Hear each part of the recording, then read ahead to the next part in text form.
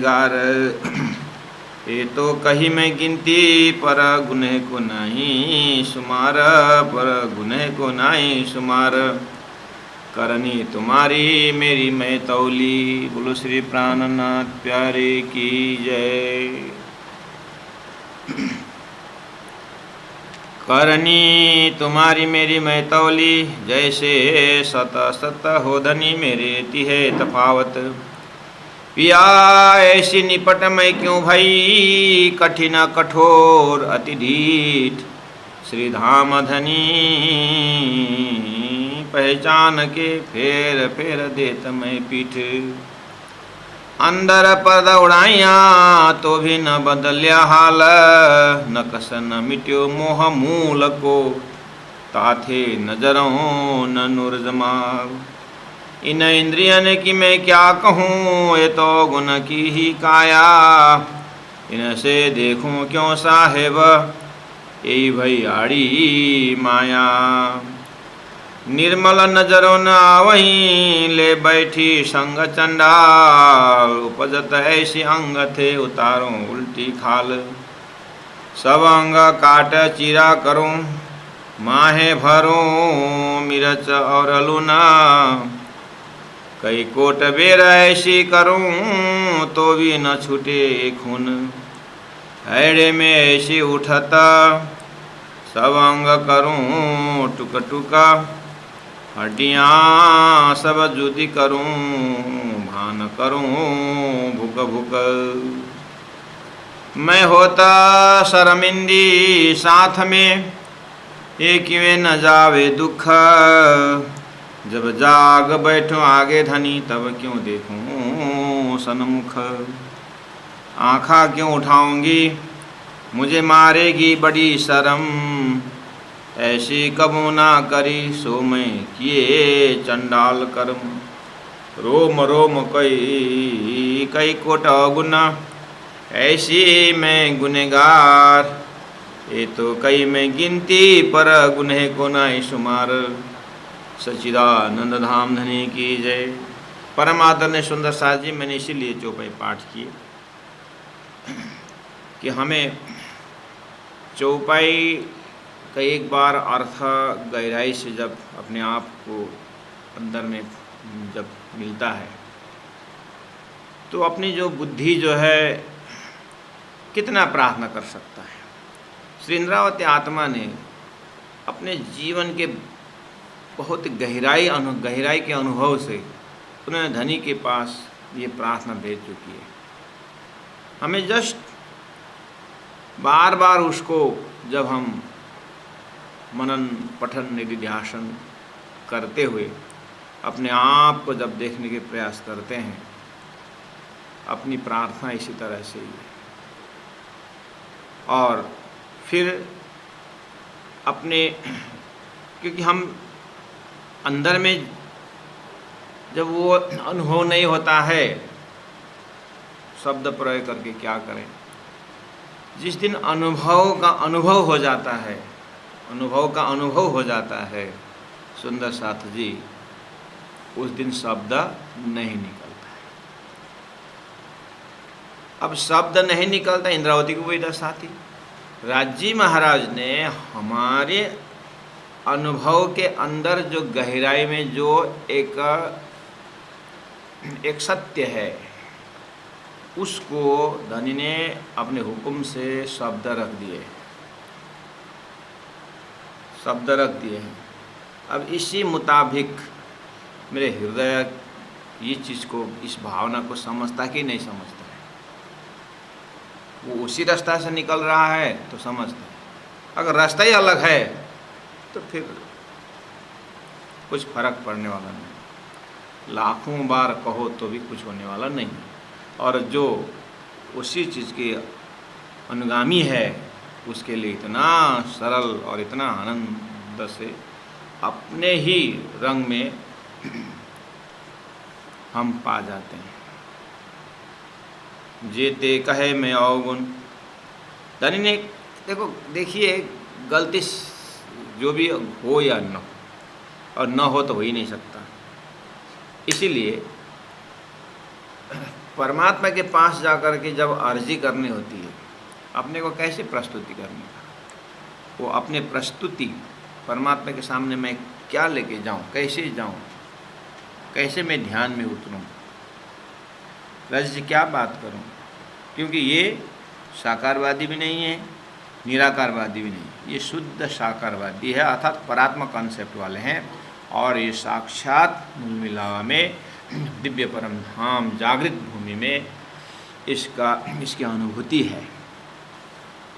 इसीलिए अवगुण जो है वो अपने अंदर है, सभी भक्त अनुभव करते इस चीज़ को, लेकिन उसकी जो बारीकी है, अवगुण की जो बारीकी है, जो सूक्ष्मतम है, वहाँ पहुँचने के प्राणनाथ जी महाप्रभु की बहुत ही एक यूनिकता है।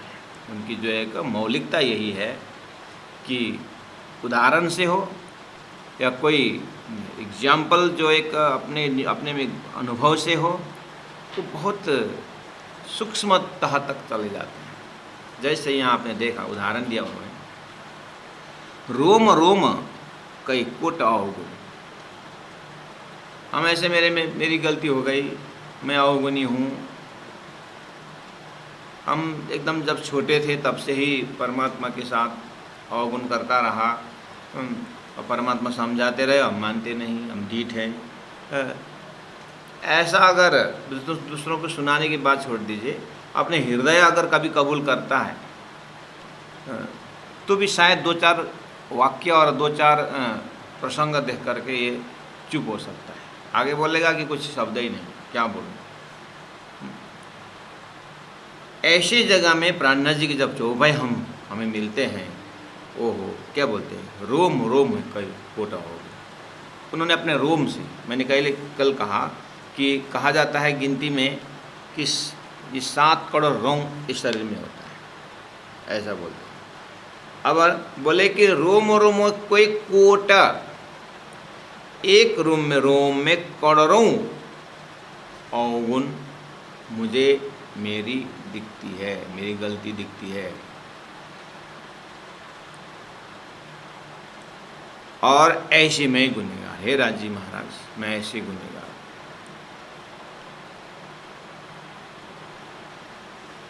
ये तो कहीं में गिनती, उसके बाद फिर कहा ये जो करोड़ रोम को भी गिनती करके रखा हुआ है, तो या रोम को ये भी 7 करोड़ रोम होते हैं,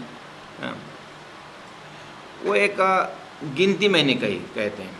उसके बाद एक में करोड़ों कोट अवगुण, ये भी मैंने गिनती की। आगे बोलते हैं ये तो कहीं में गिनती, जैसे सदगुरु का गुण गाने में, सदगुरु का गुण सभी ने गुण गाए। प्रकाश ग्रंथ में हम जब देखते हैं कि अंक जोड़ करके भी 1+35 जीरो लगाना पड़ता है, इतनी सारी गिनती। गुरु की महिमा गाते गाते हमें जैसे 100, 1000, 10,000 और लाख, 10 लाख, करोड़, 10 करोड़, इस तरह जब एक गिनती के हिसाब से भी जाएंगे तो इतनी बारीकी और कागज़ में पूरा धरती को कागज़ बनाते हैं। कलम में सारा 14 लोग का जितने भी वृक्ष है सबको कलम बना, और कलम बनाते समय में भी ध्यान देते हैं कि वो जो पॉइंट जो है ज़्यादा मोटा भी नहीं होना चाहिए और ज़्यादा पतला भी नहीं होना चाहिए। और गुण लिखते समय ज़्यादा पतला हो तो भी टच हो जाता है, तो फिर गिनती स्पष्ट नहीं होती है और मोटा करने से जगह ले लेता है। मैंने खाली 14 लोग का ही कागज़ बनाया, और जितनी भी पानी है धरती में उसका मैंने मछली बनाया। तो एक जो भाव व्यक्त करने में भी इतना मैथमेटिकल है, इतना लॉजिकल है। और सुंदर साथ जी, अपने गुरु की महिमा अगर करनी हो, राज्य की कृपा को अगर देखना हो, तो उसी चौपाई में ही हमें अपना भाव सरल से, ऐसा लगता है कि ब्रिज बन गया हो और बस अपने उसके ऊपर चलना है। जेते ये तो कहीं में गिनती, पर गुनह को नहीं सुमार। सुमार का अर्थ होता है हिसाब। मेरे शरीर से, मेरे मन से, मेरे बुद्धि से इतनी गलती और इतनी क्या बताऊं, कोई हिसाब नहीं प्रभु। हेरा जी महाराज, मैं आपसे क्या बताऊं। फिर आगे ठीक है, गिनती तो गिन ली उन्होंने, ठीक है, अपने अंदर में राज्य की भूलन। अब भूलन बोल के तो हम खत्म कर दे, राज्य को हमने भूले। भूले तो भूले कहाँ बैठ के भूले? खेल में। अच्छा, और यहाँ समय कितना है? 1 सेकंड में, 1 मिनट में हम कितने श्वास लेते हैं? जब बोलते हैं कि श्वास श्वास निज नाम जपो में, अगर सही में निज नाम जपे तो कितना निज नाम हो जाता है। लेकिन न जपने से कितना समय, पल पल कितना नुकसान हुआ है। तो राज्य को भूलने का अपराध जो है, राज्य को भूलने का अपराध 1-1 सेकंड में कितने अपराध हो सकता है। क्योंकि मोहम्मद ने कुरान में बोले, मेरे कहे प्रमाण चलोगे तो जब खुदा आएगा 1 नमाज का 1000 गुना फल देगा। अगर न चलोगे तो एक गुनाह का मतलब 1000 गुना नरक भी देगा। तो एक श्वास श्वास निज नाम जपो जब शब्द आया तो हमारा श्वास कितना बेकार गया, उसका गुना। और 1-1 सेकंड का कीमत है, तो 24 घंटे में कितने सेकंड होते हैं। तो भूलन भी उतना ही, गलती भी उतना ही अर्थ लगता है, और फायदा भी उतना ही ज़्यादा फायदा होता है। उसकी जो बुद्धि की खुराक अंतस्करण के अंदर, मन के अंदर, आखिर इसका मन का धर्म है कल्पना करना। अगर कल्पना करना ही है तो भी हम हिसाब लगाएं, कल्पना करें कि मेरे में अवगुण कितनी है और गुनाह मैंने कितने की है।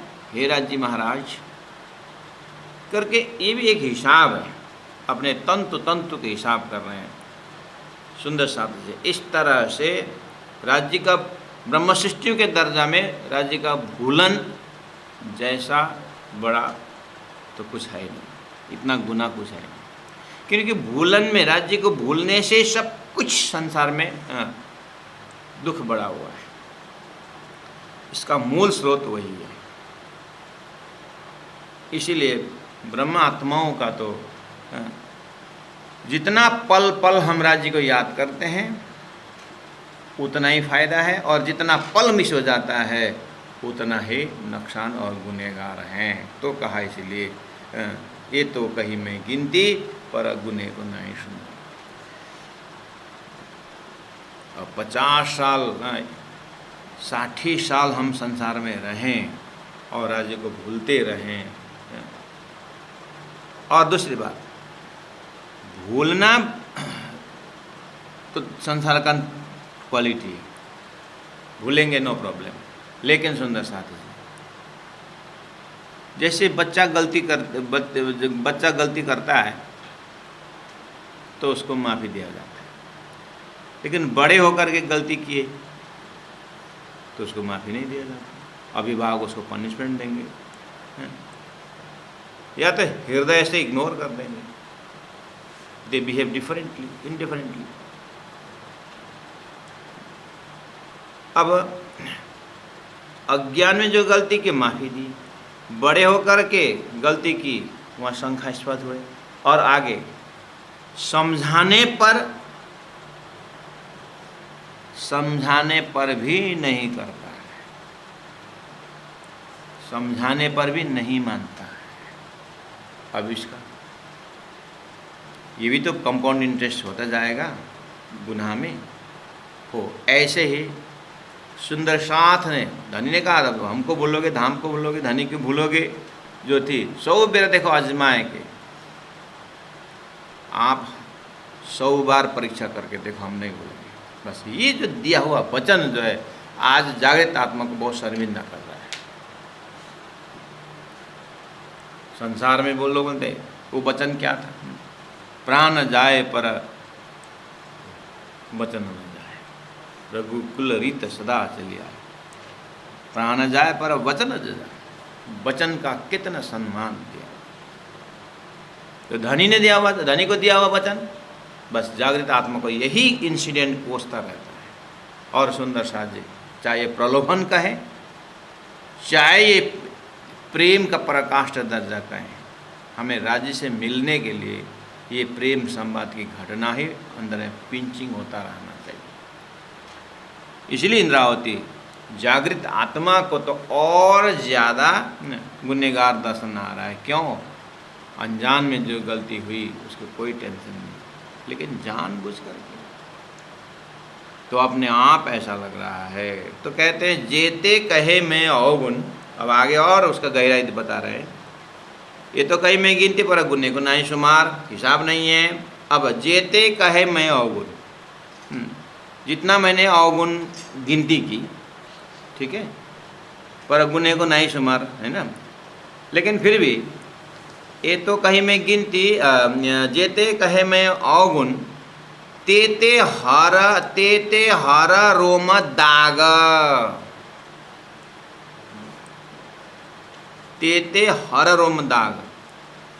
मैंने करोड़ों हिसाब लगाया अवगुण का, और उतना ही दाग। दाग का अर्थ होता है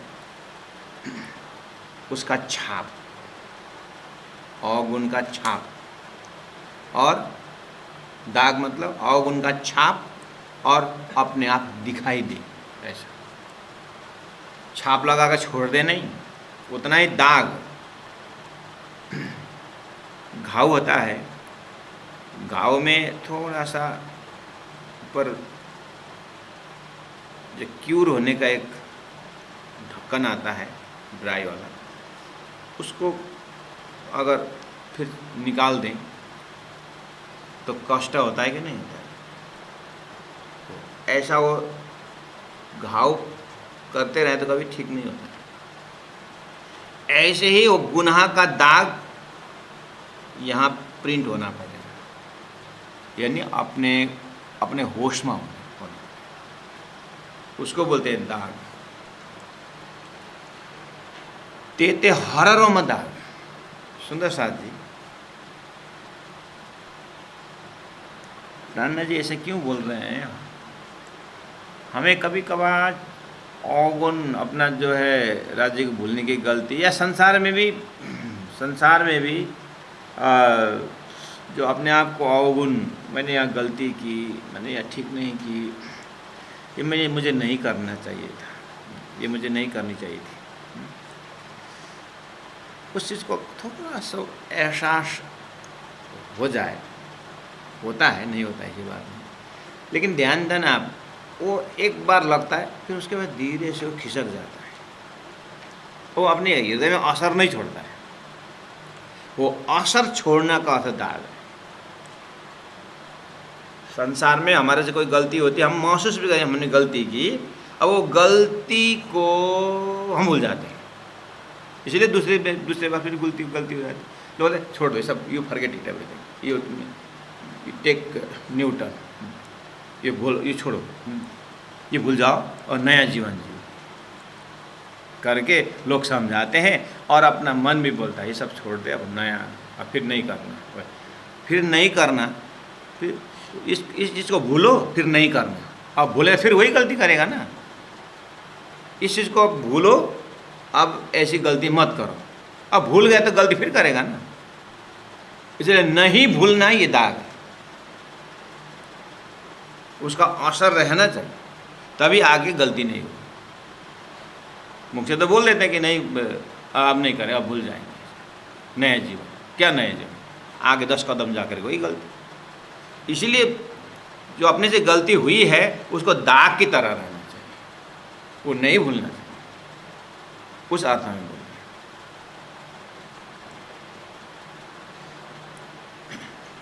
आम जब पेड़ फलने से पहले जब फूलता है, पेड़ में इतने सारे फूल, लगभग पत्ता दिखता ही नहीं, फूल ही फूल, और फूल, अब फल थोड़ा थोड़ा लगता है। हमारा दिमाग क्या बोलता है? बहुत बहुत आम इस बार फलेगा। बगल वाला क्या बोलेगा, सभी थोड़ी फलेगा, सब गिर के ख़त्म। हवा तूफान आएगा तो फिर सब। इस बार ऐसे ही हुआ। इस बार हमारे साधनालय में ही लगभग हमारे यहाँ 25-30 आम का पेड़ है, और आम जब फूल जैसे इतना सुगंध हो रहा था तो सब साधक बोल रहे, साधक साधिकाएँ बोले इस बार तो आम बिल्कुल बढ़िया खाएंगे। हम बोल ही रहे थे, और 3-4 दिन पहले इतने तूफान हवा कि सब ज़मीन में फूल। तो अभी नज़दीक से, क्योंकि वो हमारे हाइट से भी कम हाइट में है आम का पेड़, ज़्यादा वाला ज़्यादा सीधा 7 फीट की हाइट में। तो नज़दीक में जाकर हुए तो जो फूल जितना था इतना लंबा, उसमें एक भी फल लगने का कुछ है ही नहीं, वो खाली डंडी है। अब ऊपर से सूखना शुरू हो गया बेचारा, है कुछ नहीं। तो फूल जितना फूले उतना फल नहीं लगता, और जितना फल जो लगा उतना नहीं रहता, और जितना रहता है उतना पकता नहीं। जितना पकता है उतना हमारे घर में नहीं आता है, जितना घर में आता है उतना हमारा मुख में जाता है। लास्ट में रस कितना होता है। बस हमारे भूल का यही रहता है। बहुत भूलों की याद आती है, गलती की याद आती है, और धीरे धीरे 2-4 दिन बाद में थोड़ा ही गलती याद रहती है, और आगे जाकर के तो पूरे ही सत्यानाश हो जाता है, फिर नई गलती शुरू। तो जितना गलती है वो फूल की तरह उतना ही फल लगे, उसको बोलते हैं दाग। उतना ही फल लगे मतलब उतना ही अपनी गलती को याद बनी रहे अपने हृदय में, गलती की वो दाग। इंद्रावती आत्मा कहने का मतलब है, जेते कहे मैं अवगुण नाम तेते हररम दाख, मैं कभी भूलने वाला नहीं हूँ। कितनी गलती मैंने की है उतना ही मेरे हृदय में असर है, ऐसा कहना।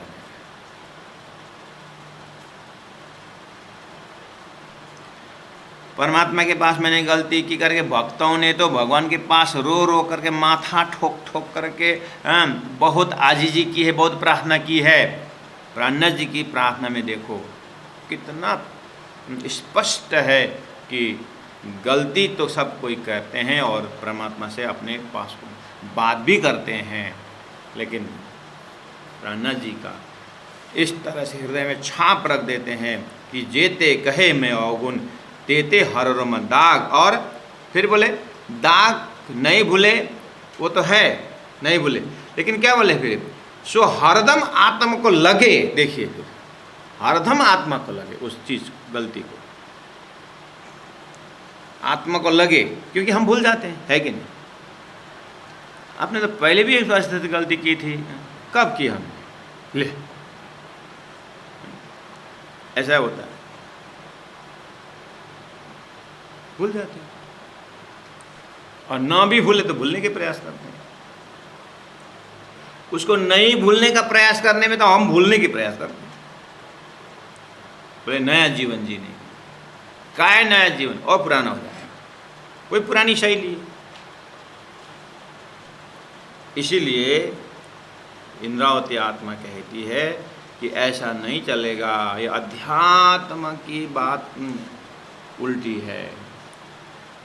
जेते कहे मैं अवगुण तेते हररम दाग, और वो दाग, वो असर जो है हरदम आत्मा को लगे, अंतर आत्मा में लगे, तो मैं बैठूं जाग, तब मैं जागृत होने का प्रमाण यही है, नहीं तो सोए रहते।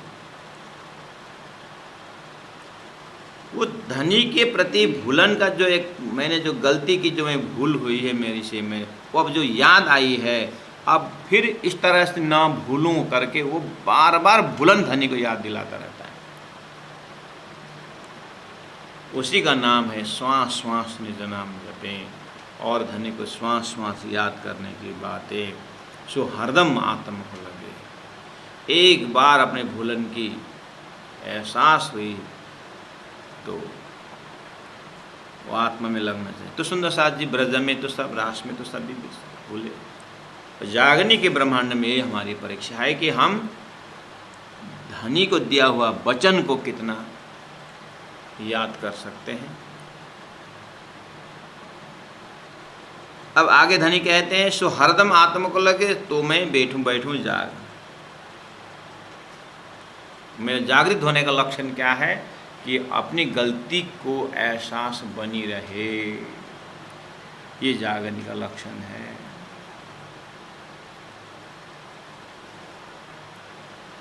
जाको गिनती में अपने, अब थोड़ा सा गलती किसने की, यानी आत्मा ने गलती किसके संगत लगने से की, ये गुणांग इंद्रियों के लक्षण। सुरता जैसे ही ये शरीर संसार फॉर्मेट में जैसे आए तो बस ये पहले से ही भूलन के बाजार का था, तो इसी ने बुलाई। तो कहते जाको गिनती में अपने, जिसको मैं अपना मानता था। मतलब देखिए ये संसार में जैसे ही जीव या सुरता ये शरीर को धारण करती है, सुंदर साथ जी बहुत प्यार करते इस शरीर से, ये जीव बहुत ही प्यार करता है। कोई बोलेंगे कि नहीं मैं तो कुछ नहीं लगता, शरीर क्या मट्टी का है, आपको अच्छा नहीं लगता? नहीं, अच्छा आपको मतलब आप प्यार नहीं करते मतलब शरीर से ना, प्रकृति का ही जाए। वो मेरा बगल वाला बहुत ही बीमार है, उसका किडनी डैमेज हो गया है, वो किडनी के आप अपना किडनी दीजिए ना।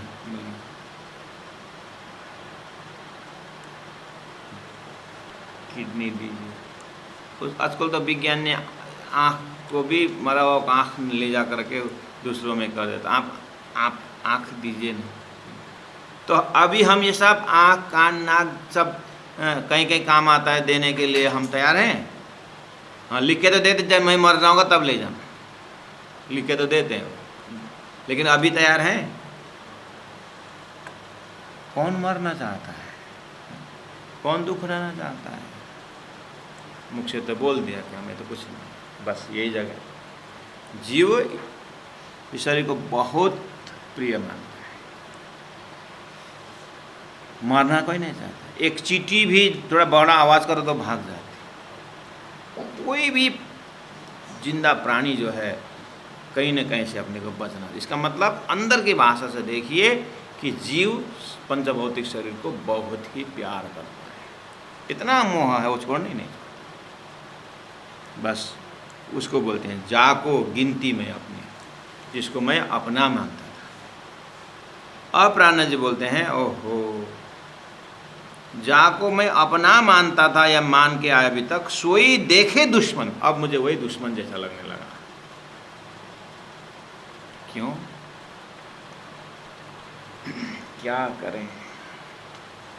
यही आँख है दुनिया को देख देख करके कभी थकती, यही कान है दुनिया की निंदा और अपनी प्रशंसा सुन करके कभी थकते नहीं। मैंने आत्मा भी सोच रही है, मैंने कान सुनाई कम दे रही है करके मैं कितना दवाई किया, क्या सुनाई देना, क्या सुनाई देता है कम? बोले संसार की बात।